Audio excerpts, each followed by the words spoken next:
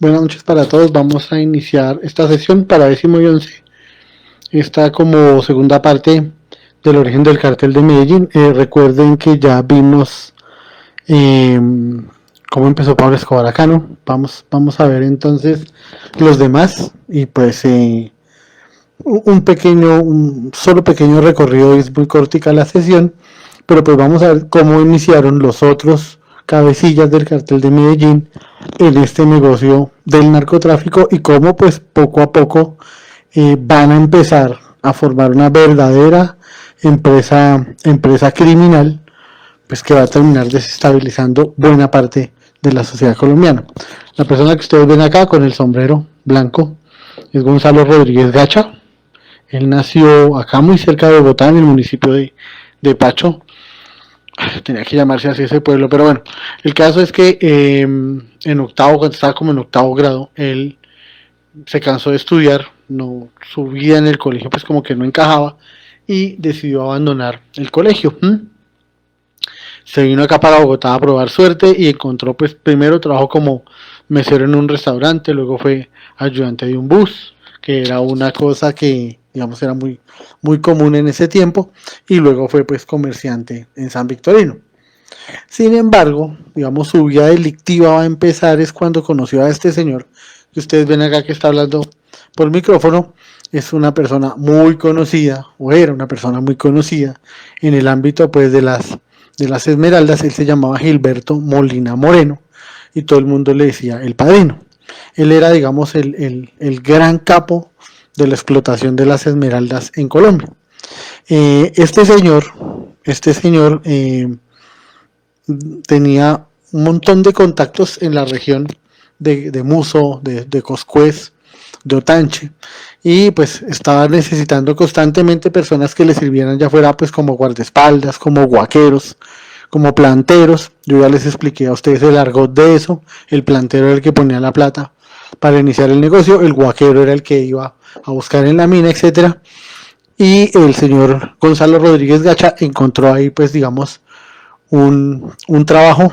Empezó poco a poco a escalar hasta que llegó a ser hombre de confianza de este señor, y estando ahí en el negocio de las esmeraldas empezó también a tener nexos con narcotraficantes que blanqueaban el dinero de esa producción de cocaína con el negocio de las esmeraldas. Blanquear el dinero era convertirlo legalmente, hacerlo inversiones legales, pues para que no tuviera pues ningún problema.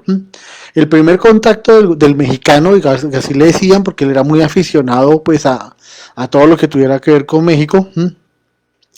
Después vamos a ver una fotografía de su casa en el municipio de Pacho, a la que le puso Cuernavaca, y era un tipo que le gustaba mucho los caballos y todo este cuento.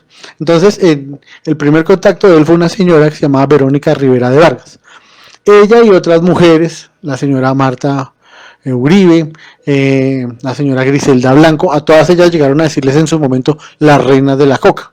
Fueron varias, pero digamos ella como que empezó a trabajar con él y luego lo presentó con Pablo Escobar. En ese momento en que Gonzalo Rodríguez Gacha conoce a Pablo Escobar, ahí ya comienza en serio su vida delictiva. Pero pues vamos a dejarlo ahí en stand-by para que ustedes, digamos, después lo relacionen ya con el inicio del cartel de Medellín. A Gonzalo Rodríguez Gacha le gustaba muchísimo el fútbol. Era hincha de Millonarios y con el pasar del tiempo, él va a terminar comprando el equipo. Pero eso lo vamos a hablar después, ya cuando estemos, digamos, como un poquito más adelantados con el tema.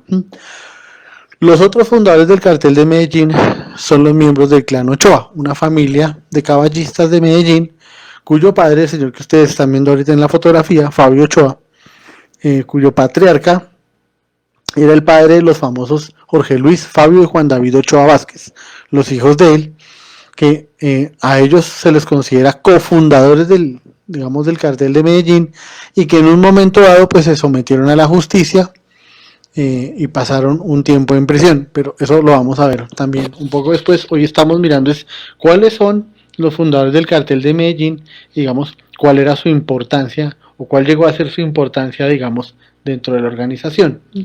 Los Ochoa eran, a diferencia de Pablo Escobar y a diferencia de Gonzalo Rodríguez Gacha, pues que eran personas humildes, que tenían, digamos, muy pocas posibilidades en la vida, que les tocó rebuscársela, digámoslo así. Los Ochoa sí pertenecían a una familia muy reconocida de Medellín, ellos eran caballistas, a una familia de chalaneros. La chalanería es todo lo que tiene que ver con, digamos, con los aditamentos de los animales para la equitación, etcétera. Entonces ellos se encargaban de crear caballos de paso, eran gente de muchísimo dinero y pues estaban muy bien rodeados, digamos, en las altas esferas de Medellín. El que ustedes ven acá es uno de los hermanos Ochoa, es Fabio Ochoa Vázquez. Precisamente Fabio Ochoa está aquí en esta fotografía, mírenlo, qué pena, aquí en esta, el que está aquí de camisa oscura, y acá al otro lado del espectro de la foto está el hermano del expresidente Álvaro Uribe, Santiago Uribe Vélez. Esta es una fotografía de 1985 en una feria equina allá en Medellín. Repito, los Ochoa Vázquez eran una familia muy prestante y pues, digamos, tenían muchos contactos en la alta sociedad antioqueña. Jorge Luis Ochoa, el que está acá, junto con Germán Castro Caicedo, Carlos Leder y Pablo Escobar, era el hermano de la mitad de los tres, ¿sí? Y él muy joven, también le dio como pereza seguir estudiando. A ustedes la importancia de estudiar, por favor. ¿Sí? Entonces le dio como pereza seguir estudiando y se fue para Estados Unidos a probar suerte allá. Estuvo en Miami y en Miami es donde él va a relacionarse pues con los primeros narcotraficantes. Acuérdense que hablamos de eso, que los primeros narcotraficantes colombianos estuvieron en esa ciudad, crearon toda una organización criminal, se enfrentaron a bandas de traficantes cubanos especialmente, y pues tuvieron muchos problemas con la policía de Miami. Ellos se establecieron en un condado, recuerdo tanto, yo me acuerdo de eso, un condado que se llamaba Dade, y allá habían balaceras prácticamente pues a diario. Entonces Jorge Luis Ochoa, estando allá en Miami, se dio cuenta, digamos, de las grandes posibilidades que tenía el negocio del narcotráfico por el cambio de la marihuana, la cocaína, etcétera, etcétera, y él es, digamos, o a él se le endilga, a él y a Fabio Ochoa se les endilga haber, digamos, propuesto la creación de unas rutas para llevar la cocaína directamente desde Colombia hasta Estados Unidos. El tercero de los hermanos Ochoa es el que ustedes ven aquí a la derecha, de camisa oscura. Él se llamaba Juan David Ochoa. Él ya falleció hace 7 años. Y también, pues él también se fue a Estados Unidos a probar suerte. Y allá, su tío, que creo, la memoria no me falla, se llamaba Jorge Ochoa, lo va, digamos, a iniciar en el negocio de las pequeñas cantidades. Ellos lo que hacían era buscar turistas estadounidenses de las que nadie sospechara, y con ellas enviaban la cocaína en bolsos, en maletas de doble fondo, etcétera, etcétera, etcétera. Entonces, digamos, fue un ¿cómo se llama? Unos inicios muy pequeñitos, pero con el paso del tiempo los cargamentos, digamos, van a aumentar de volumen, de importancia y pues de valor, ¿no?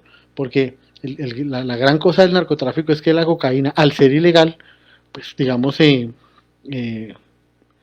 cara. Esa es, digamos, como la razón fundamental. Recuerden que hace un tiempo vimos lo del M19 y todo el problema del M19 con la familia Ochoa, pues aquí lo vamos a revivir en un momentico. Y es que la gente del M19 en 1982 secuestró a la hermana de estos tres señores, a Marta Nieves Ochoa, y ellos, en vez de pagar el rescate al M19, lo que hicieron fue duplicar el valor que pedía el M19 para entregar una recompensa a quien diera información sobre los guerrilleros que la tenían. La cosa dio tan buen resultado que en unos pocos días, claro, esto fue en medio de una matanza espantosa, porque pues los hermanos Ochoa secuestraron a las personas que ellos consideraban tenían alguna relación con el M19 en Antioquia, los torturaron y pues algunos, digamos, sí hacían parte de esa organización y confesaron rápidamente pues dónde estaba Marta Nieves. La creencia generalizada es que el primer movimiento o el primer grupo paramilitar de la historia de Colombia, el Muerte a Secuestradores, fue fundado por los hermanos Ochoa para dar con quienes tenían a su hermana pues detenía. Entonces, digamos, esa es como la ubicación. Entonces, ya nos estamos ubicando, ya vimos la semana pasada a Pablo Escobar, cómo empezó, ya vimos aquí al mexicano, los hermanos Ochoa, y ahora vamos a hablar de este señor muy poco conocido por algunos de ustedes, porque todos han oído hablar de Pablo Escobar, del mexicano, pero Carlos Leder tuvo una importancia fundamental en la creación del cartel de Medellín, ¿sí? Carlos Leder, que ustedes ven aquí en la fotografía, ¿sí? Carlos Leder, él nació en Armenia, sino que el padre de este señor era un señor alemán que se llamaba Wilhelm, y él llegó a Colombia pues, como por accidente y se estableció en esa ciudad. Estando allá en Armenia, pues él, digamos, conoció a una muchacha manizalita muy bonita que había sido reina de belleza, se casó con ella y tuvo varios hijos. El tercero de ellos pues fue Carlos Leder. Esta fotografía que ustedes están viendo de esta casa en ruinas es un negocio, un hotel que el señor Leder, el padre, puso en Armenia y se llamaba La Posada Alemana. La reconstruyó, pero ustedes que la construyó con la misma arquitectura que están las posadas, los hoteles de paso. Eso es una posada en Alemania, y la hizo con la misma arquitectura y la puso ahí.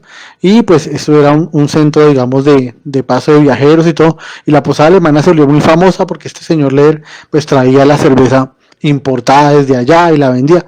En todo caso, pues digamos, ahí el señor Leder, hijo Carlos, se crió y se imbuyó mucho pues de la cultura alemana de su padre.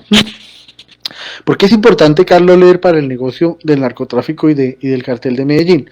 Porque una vez que los padres de Carlos Leder se divorciaron, esa relación duró unos años, pero pues se divorciaron, Carlos Leder, su padre pues había hecho una pequeña fortuna, entonces lo mandó a Estados Unidos, estuvo viviendo en Estados Unidos y allá él aprendió a pilotear los aviones, ¿sí?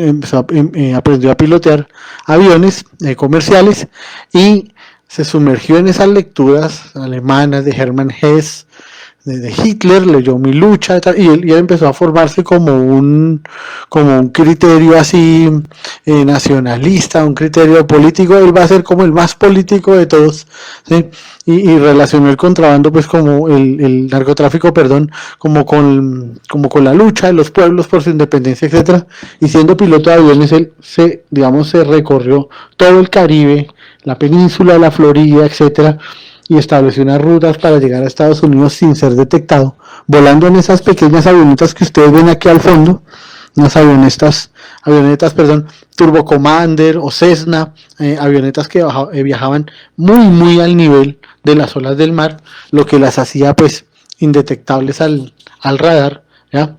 Y ahí pues él aprendió un montón de rutas y pues aprendió cómo llevar esa droga a Estados Unidos sin ser detectado por las autoridades. Entonces allá, estando en Estados Unidos, pues él de todas maneras tuvo problemas con la justicia. Un día lo capturaron con un carro robado, etcétera. Estuvo en prisión, ahí conoció a un señor, se llamaba Gary Oncan, después vamos a hablar de él.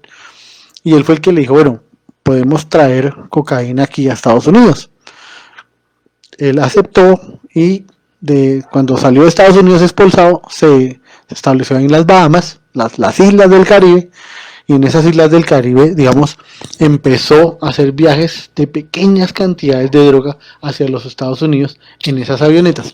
En uno de esos viajes conoció a emisarios de Pablo Escobar, que era el que enviaba la cocaína, decidió conocerlo y ahí va a empezar ya, digamos, su gran incursión en el negocio del narcotráfico, porque Pablo Escobar pues ya era un capo pues respetable.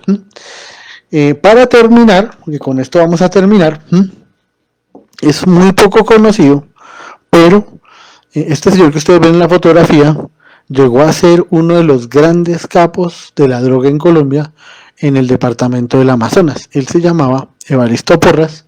Él era un señor caqueteño, él nació en Florencia y muy joven, ven que la historia se repite, muy joven, de 16, de 17 años, pues él salió a probar suerte y le dijeron que él también abandonó el colegio. Por favor, no abandonen el colegio.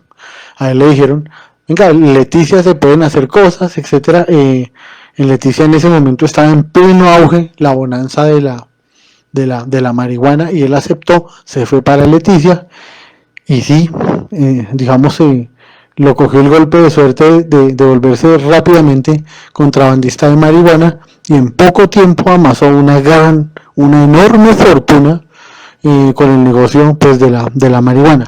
Cuando el negocio de la marihuana comenzó pues ya a decaer, ustedes lo saben, se relacionó con narcotraficantes de Perú, de Bolivia, que llevan la pasta de la base de la coca. La próxima transmisión les voy a explicar un poco cómo es la cosa, ya que ya les he explicado, pero cogió el tráfico de esa base de coca y empezó a vendérsela a los narcotraficantes pues colombianos reconocidos, a Pablo Escobar, a Gonzalo Rodríguez Gacha, y él ahí es donde se va a vincular al cartel de Medellín. En ese tiempo en Colombia había una serie que pasaban de Estados Unidos que se llamaba Dinastía.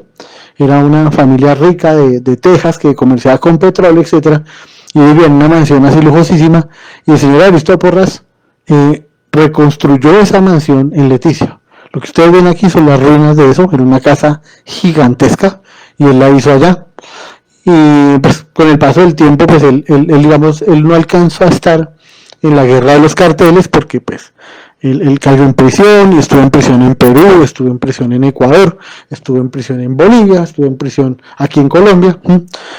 Finalmente le metieron como 30 años de cárcel, salió libre en el año 2009-2008, y estaba tan mal de plata. Esta historia es increíble, ¿cierto? Después de tener miles de millones de pesos, él sufrió un infarto de la rabia que le dio de que en la Dirección Nacional de Estupefacientes no le querían reintegrar 75,000 pesos que necesitaba para unos medicamentos.